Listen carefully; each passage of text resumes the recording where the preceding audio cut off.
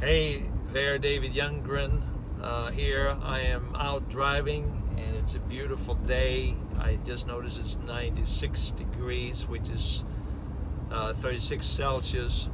But I thought I would share something with you about meditation today. Why I keep talking about meditation? Because some people say, why do you keep talking about meditation and over again? Well, you've changed your message. You're not doing what you used to do, and I appreciate that. I appreciate what people are thinking, and so let me just explain a little bit about why I'm so passionate about it. Well, first of all, you know my story, that I was healed of cluster headaches in 2006 because of meditating on divine love. And a lot of people don't understand is that even since that time, and it was several years after that I actually had the nerve to meditate again. I just didn't think this was something that I should practice, even though I was healed from it. But then I slowly began to understand and began to practice meditation on once or twice a week, and then eventually became that I did it every day. And the more I experienced this depth of revelation or awareness, that's probably the better term to use, this depth of awareness of divine love through my meditation, the more my life was changed. My health continued to improve, my blood pressure dropped considerably, and many other health benefits. But more than that, I had all these I struggle with stress, anxiety, worry, and a lot of other things that most of us struggle with. And so that was a main concern in my life. Who wants to have all this constant pressure in your mind and go through all this turmoil in your mind, and sometimes you feel like you're trapped in your own head, right? Like a lot of us feel like we're trapped in our own head, and I was dealing with this, and the more I began to meditate, the more I changed. Radical improvement, and I'm so grateful for that.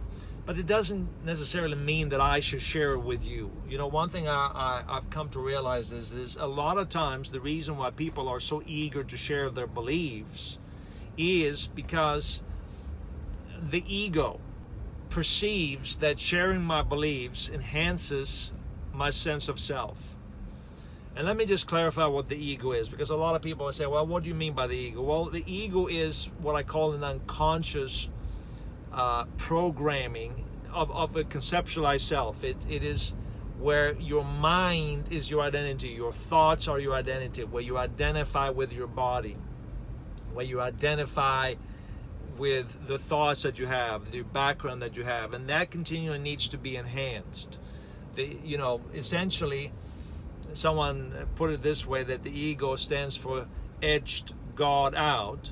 And think of it this way, that God is love. The very source of life is love. And when I say love, I'm talking about oneness, the oneness of the universe, the unseen, the invisible energy, whatever term you want to use, that holds all things together, the intelligence behind everything. And a lot of people have different names for this and decides to talk about it differently, and I'm perfectly okay with it. I'm not trying to win people over by the rightness of my the words that I use, or that you have to speak a certain way. You have Christians speak a certain way, other religions speak a certain way, people who are New Agers speak a certain way, and so we get all caught up in how you speak about these things. That is secondary to the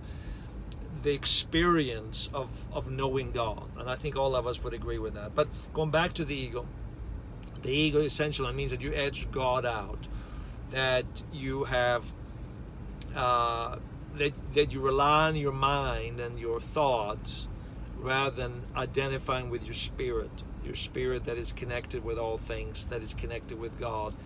In Him we live and move and have our being, as Paul said.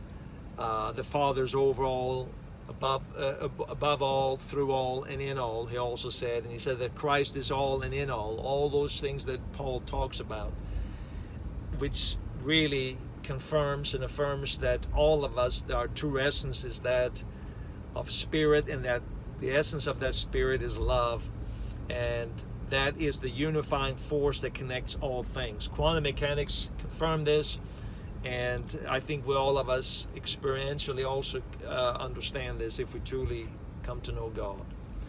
And so going back to, that was a lot of things. I got sidetracked there, but stay with me for just a second.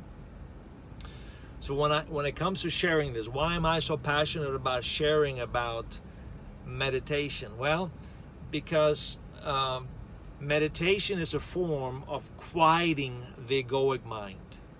It is silencing the constant chatter in your head, and where you no longer identify with your mind. You become aware of your spirit, and you begin to sense that connection that you have with all things. You begin to see Christ in everything, that Christ is in you, and you begin to perceive Christ in everything and everyone, and you perceive, or you actually identify with everyone as Christ. And so that's ultimately what meditation does for you. And so, but that's not a good enough reason still for me to share with you, because I can understand that the ego can get so easily in my way, and I can share this because it's someone that makes me feel more special, makes me feel like I have some knowledge that you may not have, and all those are superficial egoic tendencies that we all have. And I see this, some people, they are so quick to talk about their awakening. They share about it and they teach about it. As soon as they got some new idea, they want to share with everybody, and that's just the ego. I've come to realize that the more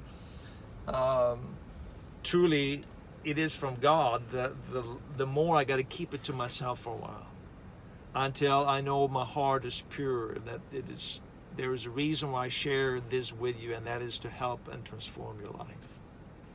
And and maybe I'm rambling on here today, but I hope you're getting what I'm trying to share with you today. That the reason I'm sharing this with you about meditating and meditating on divine love is because it will transform you.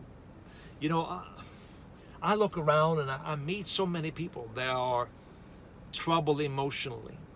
They are dealing with stress, anxiety, worry, depression. All of these issues are rooted in fear. They are easily upset, angered.